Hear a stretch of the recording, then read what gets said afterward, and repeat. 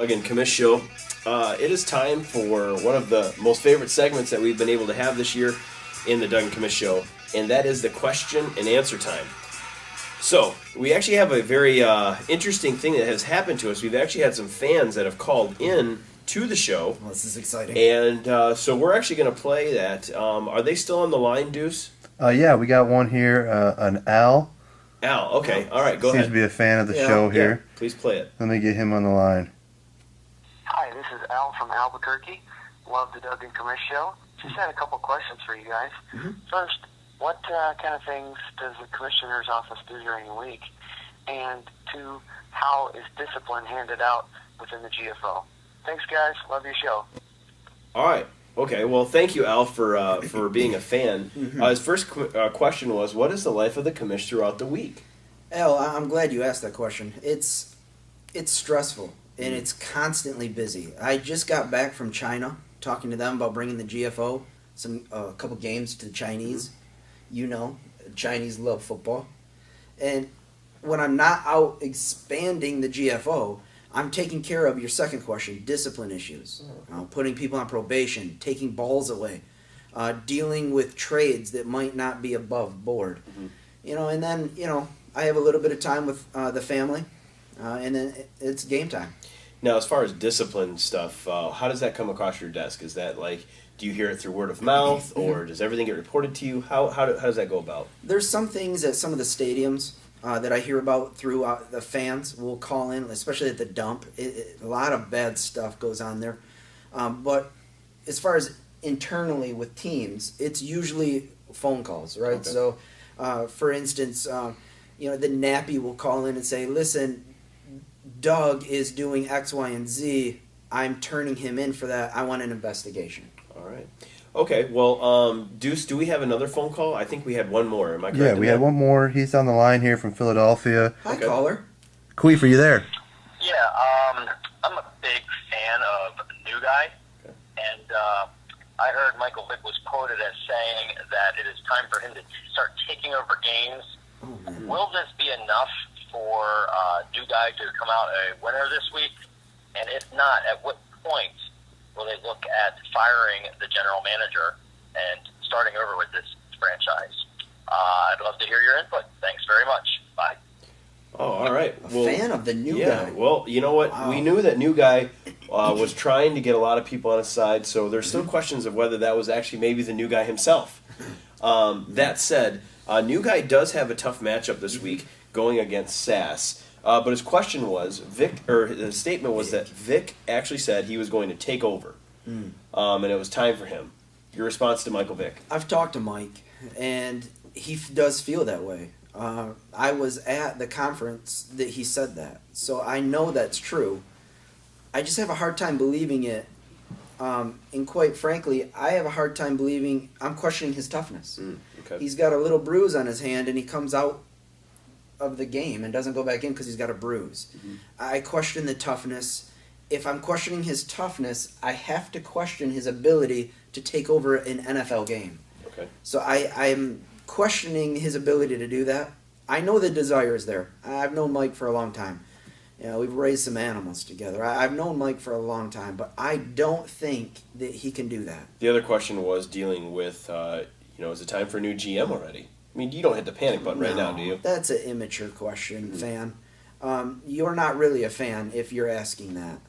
He's 0-3 and will be 0-13, but you can't automatically. It's a rebuilding project, right? I mean, but this give guy the guy some slack here. This is somebody from Philadelphia, and we know traditionally Philadelphia fans are very, very hard on their coaches, their GMs, their players. They throw batteries at baseball players. So I guess taking that into context, I understand, your thoughts, but that's immature of you.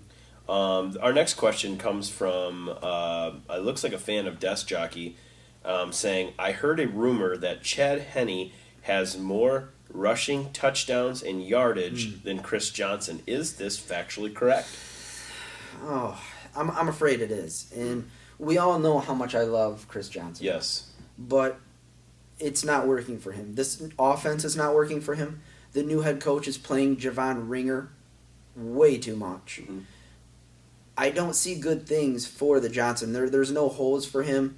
Even with this great passing game that Hasselbeck has been rolling with, the Johnson has no holes to be running through. It's an interesting dynamic, and I wish I knew your answer, but it doesn't look good for him right now. This question comes out of the Detroit News, actually, a resource that we have through that.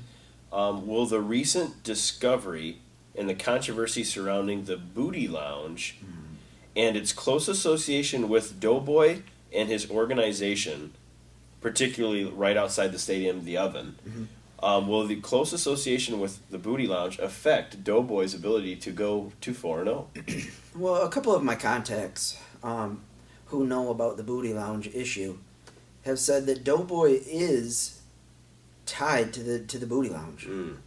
If that is true, this could be big trouble for them. So this would be a league discipline issue, correct? There would be massive discipline for that. I hope it's not true. You know what I mean, Doug? Yeah, we love the Big Jim, but this could be a discretional issue that we'll have to deal with. So I'm not going to comment on it any further as the commish, because this could be a problem for the Doughboy. Our next question comes from @thehoff. It said this: last week, the Bean picked up Beanie Wells' replacement after Beanie was unexpectedly not able to play in that game. At the last minute. Question is this fair? Well, all is fair in love and war, right? I would say it's a bit unethical, questionable, below the belt, but fair. I mean, who gives a crap if it's fair? It's one of those things. As the commissioner, I did get constant emails, a couple phone calls from the Nips and his organization saying that what you've done, you will get payback. So, you saying, who are you meaning by you? The Doug. Oh, okay. The Doug I meant. Right. The Beans, the Beaners. It's fair. It's a fair play. If Nips needed him that bad, maybe he should have picked him up sooner. But it's all about the rivalry, right? It wasn't Chester Taylor. It was the intent that Doug had to CB one of his rivals. That's what it was about. And you don't think, as far as that goes, you have no issues with it. This would be a move that you would do. I would do it in a heartbeat and then call my opponent and brag about it. Okay. Our next question comes from a fan of White Trash. Are we cursed against trash talk? Yes. I mean, you're scared of him, basically. But here's the thing. Every team has one of these. Right? I've got the jockey. White Trash has trash. It's just that game that you go to that you're not going to win. Do you preach that you're going to win to your guys, though? Yeah, they don't believe it either. They know it's inevitable. They know White Trash, everybody on that roster knew on Sunday, I'm going to get a paycheck. I'm not coming out with a win. Our next question comes from the soldier camp. And Deuce, can you correct me on this? Was the trade Finley for Dallas Clark and Peyton Hillis? Is that correct? That's correct, Douglas. All right, thank you. So the question is, was this a good trade for both teams? Well, I'm invested in this. So, good Deuce, come on in. Open the glass up. I'm going to bring in Deuce, our producer, and then the Doug, and I'm going to let you two handle this one because I'm invested. I want to make sure that the DNC show is fair and balanced. All right. Have at it. Deuce, who do you think got the better end of the deal? Well, what their viewers are not seeing is the off-air battle me and Douglas were having earlier about this.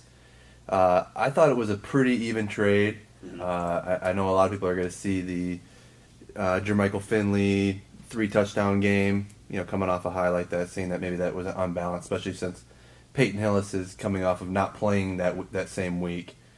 But the Soldier needed another running back that's going to get 15-plus carries. But here's the problem, though. We have no word on Cedric Benson at all, correct? Correct. To the best of my knowledge, he's not suspended yet. No, I've seen where he's probably going to play. So did Soldier hit the panic button too quickly? I'd say probably he's a week or so early on that. Okay, but I think he's selling he was trying to sell Finley hot. and kind of got a little bit nervous. Yes. So let me ask you this: at the end of the year, okay, which tight end would you rather have? The one that Aaron Rodgers is throwing to, or the one that Curtis Painter is throwing to, or Collins? I'll be honest, Doug. Aaron Rodgers can make you look good at tight end. So. He could make pot pants for hands here look good. Yeah. Okay. The turf. The turf or the Tom, you can call it whatever you want. But I don't know. I think in the end, Trash got the better end of the deal. Well, Trash is going to look better because he's got 2 stud RBs, and now he's got the best receiver on his team. Yep. And he has a nice figure. He's going to look better because he has a nice figure. Yeah. Is it Campman comparable? It's Is that in the ballpark of Campman. okay? Campman. All right. So anyway, I think we both agree that Trash got the better end of the deal. I think on his roster, it's going to look better, especially over the next few weeks. Yeah. All right. Our next question. Thanks, Deuce. Yeah, appreciate that. Anyway, the next question comes from @extends, and the question was, why did Sass, as a GM, not foresee Tate being able to take over, playing as many games as he did before Foster is coming back? Why didn't Sass sell high? It's a great question.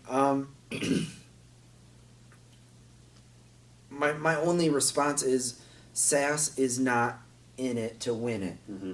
Sass is one of those GMs that's similar to like the Florida Marlins. He's just there to say, "Hey, I have a team." Mm-hmm. You know, I mean, you have to sell high on Tate because you know he's not a long-term solution. Yeah. Take what you can get for him. Get a second receiver, right? You could probably go out and get yourself a Harvin for Tate, something of decent value out there for a guy that's soon going to be sitting on the bench. Yep. So you would say that he probably should have saw it coming and just didn't hop on it. You would think. I mean, there's a reason that he's 1-2 and has had years of inadequacy. So, all right. Well, that's all the questions and even the phone calls. Again, if you have any questions, please feel free to tweet them to us. Feel free to call us at our number. That is potentially be scrolling at the bottom of the screen if Deuce is ever able to get that up there. So we'll be right back with our Week 4 previews.